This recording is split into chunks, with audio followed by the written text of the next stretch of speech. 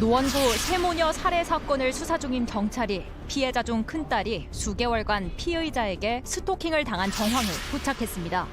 경찰은 두 사람이 온라인 대화방에서 알고 지내다 첫 모임을 가진 뒤 사건이 벌어진 점에 주목하고 있습니다. 현재까지 수사 상황을 정리합니다. 자, 신개념 소통방송 사건 반장 오늘 2,100여 분 정도, 200여 분 정도 들어와 계시는데 글쎄요. 조금만 더 들어와 주셨으면 좋겠다는 생각을 하면서 이어 나가 보겠습니다. 자, 오늘 자꾸 제가 요즘 이번 주 들어선 이벤트 이런 거 한 번도 안 했는데 변호사님 생각 있으십니까? 아니 왜 지난주 했잖아요. 한 주 좀 봐주세요. 예, 아무튼 갑자기 칼 들고 와서 이렇게 춤추신 거 많은 분들이 인상적이었다고 전해달라고 하시더라고요. 네, 예, 알겠습니다. 자, 오늘 인물 이게 일단 웃으면서 할 얘기는 아니네요. 새 모녀 살인 사건. 예.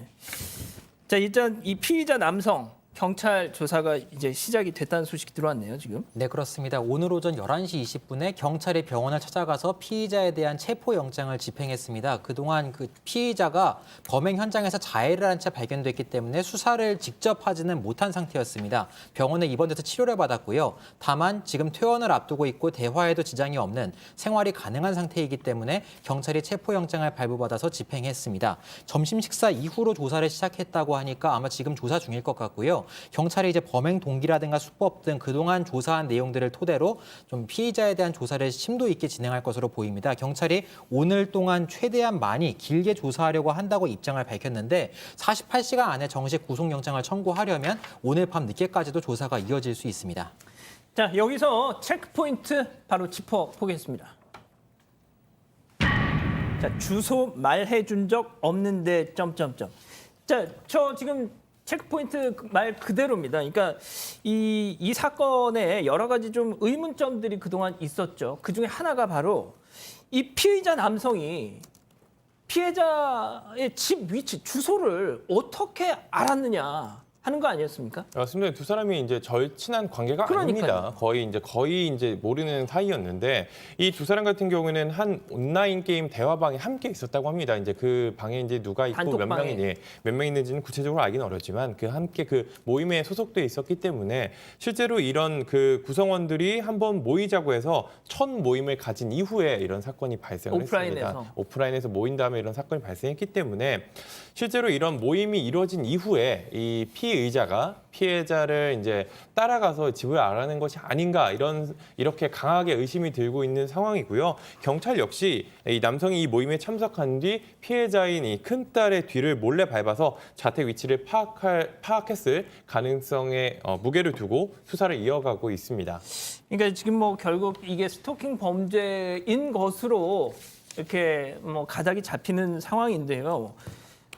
경찰에 따르면 이 피해자인 큰딸, 이 피의자 남성에게 스토킹을 당했다는 정황이 지금 드러나고 있네요. 네, 그렇습니다. 그 지인한테 보낸 문자가 지금 공개가 됐는데 내가 아파트에 들어가면 검은 패딩을 입고 스르륵 나타난다. 너무 무섭다. 그래서 집에 갈 때 한 번도 제대로 간 적이 없고 빙빙 돌아간다라는 얘기를 했고 그래서 결국엔 소리를 질렀다 그래요. 나한테 왜 그러냐. 굉장히 크크크 이런 식으로 썼지만 그 마음은 굉장히 두려웠을 마음이고요. 지인들에게도 다 얘기할 정도면 굉장히 좀 심각한 상황이었던 거죠. 자, 그러니까 이 남성이 여성을 일방적으로 스토킹하기 시작해서 결국 이런 비극적인 사건으로까지 귀결이 됐다. 그렇습니다. 그 온라인 어떤 게임이나 어떤 소셜 미디어 상에서 만난 것으로 알려졌는데요. 만나서 처음에는 대화를 했지만 이제 지난 1월쯤부터 스토킹을 한 것으로 현재까지 언론 보도가 나오고 있습니다. 피해자인 그 세 모녀 중에서 첫째 딸의 지인이 좀 언론을 통해서 공개한 내용에 따르면 스토킹을 당해서 좀 피해를 받고 있다고 좀 문자를 좀 주고받았다는 이런 내용들이 나와 있고요. 그래서 단순히 스토킹만 한 것이 아니라 찾아오려고 했다거나 혹은 계속 연락을 하면서 만나달라고 했다거나 이런 식의 피해 사항들을 계속 공개하고 있기 때문에 헤어진 연인 사이였을 것이다 혹은 애인 관계였을 것이다 이렇게 판단하기는 좀 어려워 보입니다. 자, 소장님, 소장님도 직접 스토킹을 당하신 적도 있으실지도 모르겠고 또 그 피해자들을 뭐 이렇게 면담하신 경우도 많으실 텐데 네. 일단 이분 같은 경우는 본인이 스토킹을 당하고 있었음에도 쉽게 신고를 하거나 신변 보호를 요청하지 못했다 이렇게 네. 지금 알려지고 있거든요. 네, 뭐 사실 저도 기분 안 좋은 경험들은 좀 있는데요. 그거를 제가 지금 방송에서 말하지 못한 이유가 뭔지 아세요? 누군가를 자극하고 싶지 않아서 그래요.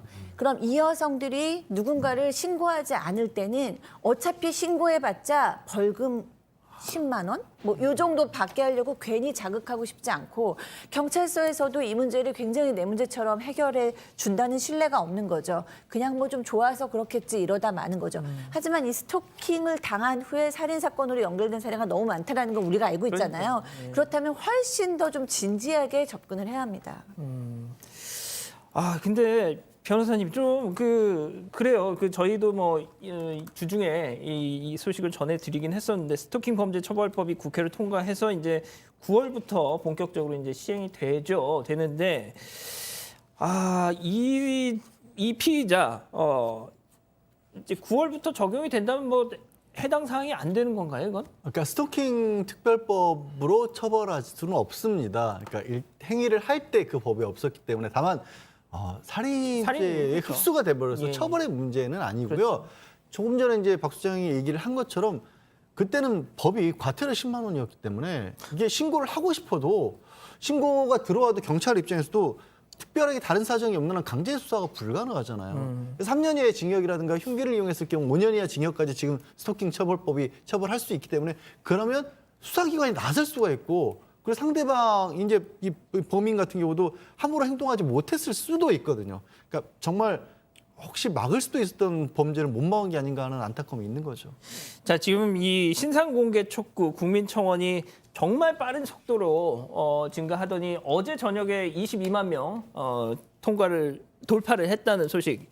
오늘 2시 기준으로 22만 8천여 명이 지금 참여를 하고 있다는데 뭐 이 정도면 되지 않을까요? 신상공개? 뭐 청원이 많다고 되는 건 아닙니다만 특가법상의 요건 자체가 굉장히 엄중한 사건이고 국민들에게 알릴 필요가 있는 범죄 예방을 위해서 필요한 사건이라고 한다면 그리고 실무적으로는 되게 2사람 이상의 목숨을 계획적으로 빼앗았을 때 공개되는 가능성이 높거든요. 공개 가능성이 그만큼 많다라고 하겠습니다. 저는 진짜 제가 개인적으로 일본어 공부를 좀 하느라고 일본 방송을 이렇게 위성으로 좀 수신해서 집에서 이렇게 뭐 뉴스 같은 걸 많이 보는데 이제 일본 방송 보면서 일본의 어떤 형사 사법 체계에서 가장 부러운 거 딱 하나. 무조건 공개합니다, 얼굴. 예. 그 사람이 뭐 형이 확정됐든 안 됐든 간에. 그거 참 부럽더라고요. 알겠습니다. 지금까지 오늘 인물 짚어봤고요.